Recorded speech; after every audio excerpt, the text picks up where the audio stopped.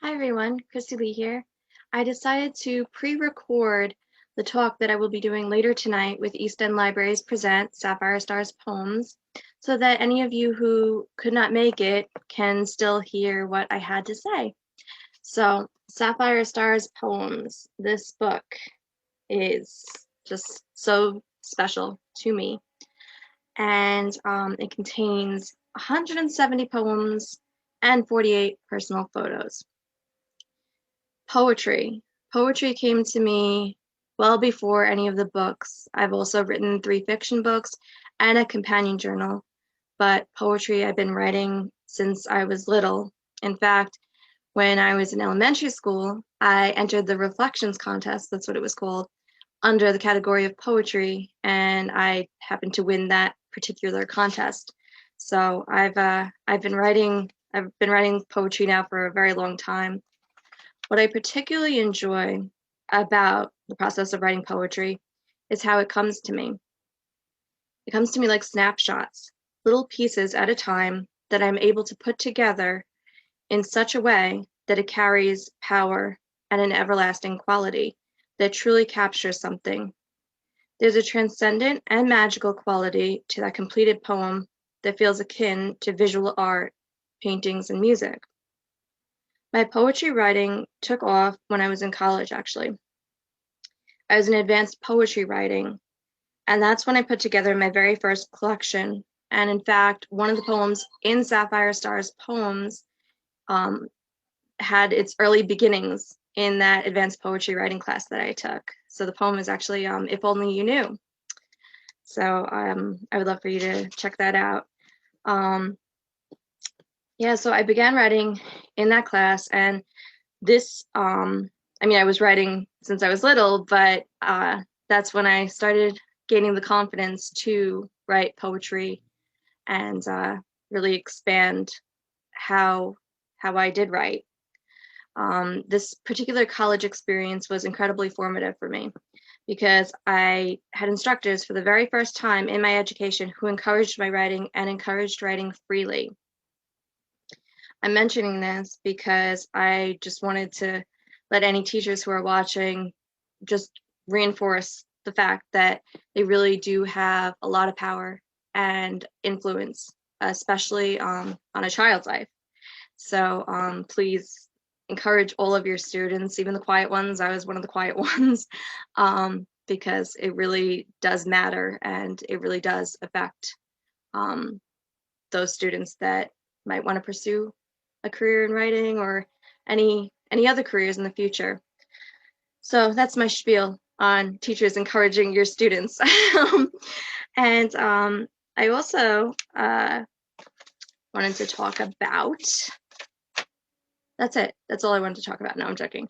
So in the end of my education, I received my BA in communications. Sapphire Stars spans emotions that go back to my childhood, but it was right after college that I began to really put these poems into a full collection. So this collection, Sapphire Stars, is about 13 years in the making. How poetry comes to me?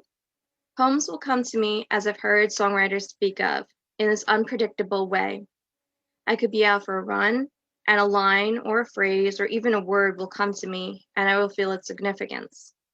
Maybe it will be an idea I'll want to explore more, or some point that I need to express that I feel no one is expressing outright. These poems begin with just a piece, and then they're expanded as I give attention to the thought.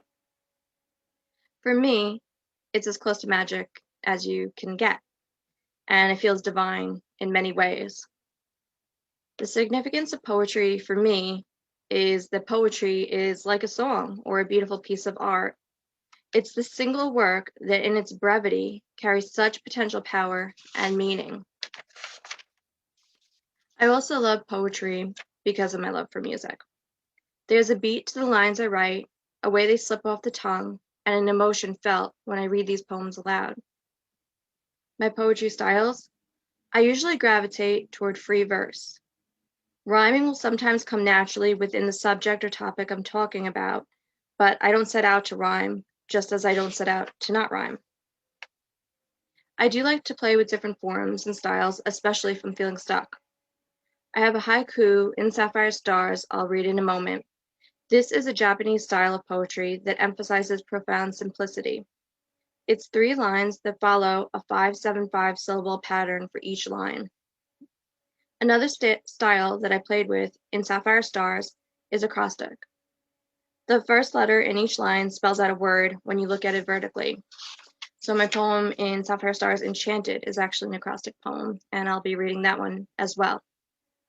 I also like to write narrative, story-like poems, and ones that have a touch of lyricism to them through the repetition of a specific line, like you would find in the chorus of a song. Most of all, though, when I write poetry, I want the experience to be free. I don't set out to follow any form. I do set out to capture an emotion, picture, or thought. How I find inspiration? As I mentioned, oftentimes poems come to me in a very unexpected way. Inspiration could and often does strike when I'm doing something else, like cleaning or running on the treadmill. Another way that inspiration comes to me is through the absorption of other art, music, music videos, dance, television, movies, literature, images, sport, paintings. I also find inspiration in my daily life, people, and nature. Inspiration is absolutely everywhere if you focus in on what you're experiencing, feeling, or seeing. I also think journaling and writing down special moments as soon as you can is important. A lot of these poems in this book were written down immediately after something occurred. So I would write down just the details. It wouldn't be a full poem, but I would have pieces of it, and then I'd put it together later on. So I would definitely, if you're thinking of writing poetry or if you're writing anything, songs, anything in general, try to get it down as soon as it comes to you, because otherwise it might just fly away.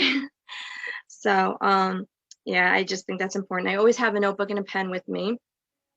I also have pages of poem ideas, just lines that I can later build upon. Sapphire Stars title inspiration.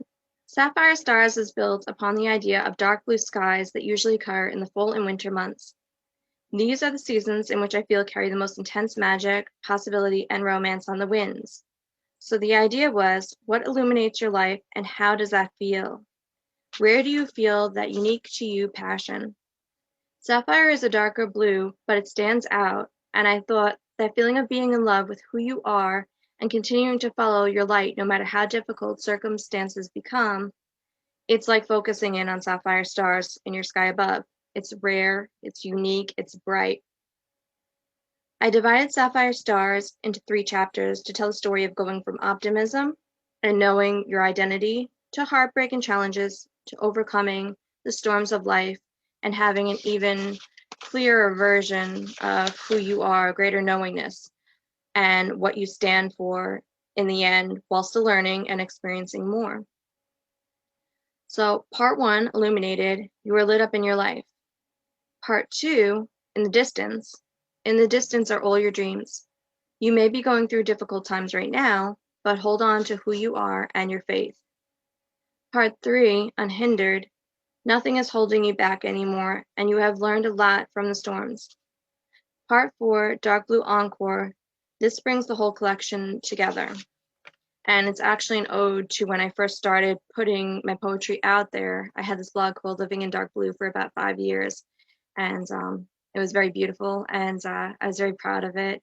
And people's comments and encouragement is definitely something that contributed to me having the confidence to create this full collection of 170 poems. So now I'd like to read a few poems from Sapphire Stars that I've selected for this particular live. So Daydreams is the first one I selected, and it's on page 4. Daydreams. Where do the daydreams go if you remember them all? Do they go into stories and art that have yet to be shown, or into wishes that have been destined to still come true? I still see the Ferris wheel on the beach that the hurricane later washed away. I was 13, and I had imagined a boy I never did meet taking me there. We would weave through the carnival excitement and then sit in the sands by the ocean as an orange sun set in the sky. This was to be my first kiss, my first love. We would come back at sunrise to have breakfast together on the beach since we were both coming from just down the street. I would carry 2 bottled waters and 2 bagels in one of those brown paper bags for him and for me. It would be my treat because I had imagined him becoming my meant-to-be. Next one is Dear Muse.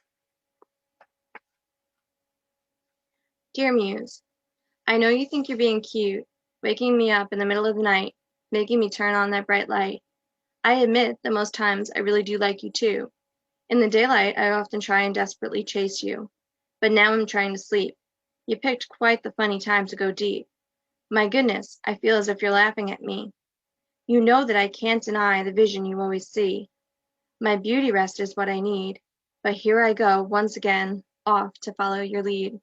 This poem I actually really wrote when I was trying to fall asleep, and I had my notebook and pen right by my bed, and I had to turn on that bright light because I had these lines about how angry I was at my muse for waking me up. And so that's how that poem came to be.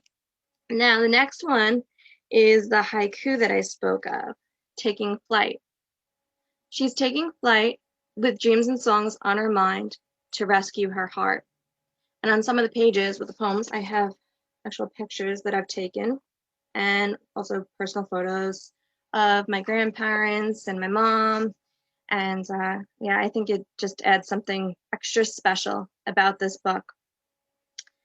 Now, Enchanted, page 21. That is the acrostic poem that I spoke of. Enchanted. Enigmatic to outwardly obtain this feeling, next to impossible to define outside the realm of emotion, coloring the spirit in iridescent fairy-like sparkle, holding the deepest love firmly ahead of any and all darkness. Amazing it is to carry this view in your heart every day.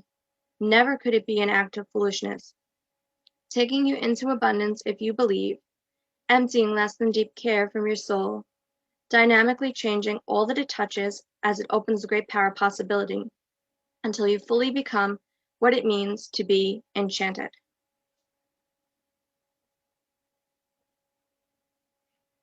There's a story there. Like a sporadic hailstorm, also like the most healing bright sunset, she's anything but simple. Full and complete as your favorite flower, there's a story there, quite potentially what legends are made of. Awkward with her words at times, could describe you or me. She doesn't always correctly express who she truly is, but she steadily works toward the person, not version of herself, that she strives to be. She's continually climbing to each new ascension. She doesn't want to miss a single spectacular experience, often going to places alone, though she would like the company. She recognizes that her life experiences have created her to be different. The other people don't need these adventures like she does. Like air to breathe, she at times must be in solitude to keep the flower that she is in full bloom. She is always learning more about who she truly is. She is just beginning to love this forever girl. Looking skyward, with her head tilted back, she is reveling in the rain pouring down at the summer night concert. She knows everything is going to be okay. She is full of life. With everything that she is, there's most definitely a story there.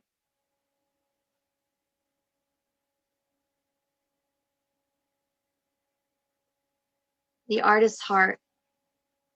We're all just little girls and boys, overtired dreamers, high-speed driving the free time as far as we can go, scribbling in our notebooks between the money-making monotony, calling up the fairy dust when we notice it slightly slipping from our view. We lay the magic in different places, a promise to ourselves to go and find, to keep our souls alive, to make the change only we can believe in. This poem actually came to me when I was driving to work, this job that I had.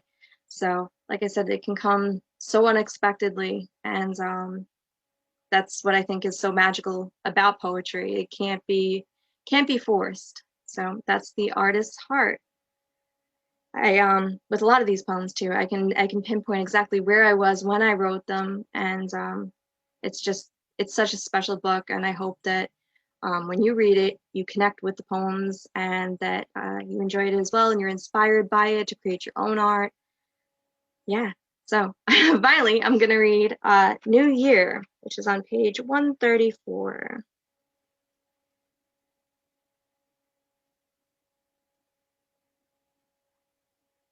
New Year. She's a surfer, race car driver, a mover, dreamer, and believer, always turning the temperature up. She's hot to the touch. Sweet the story would be if you were to come along, but her chocolate-stained grin can't wait. Awakened one early a.m. by a twinge under a tropical night sky, her heart was shocked by the cumulative time her smile was tucked so far away.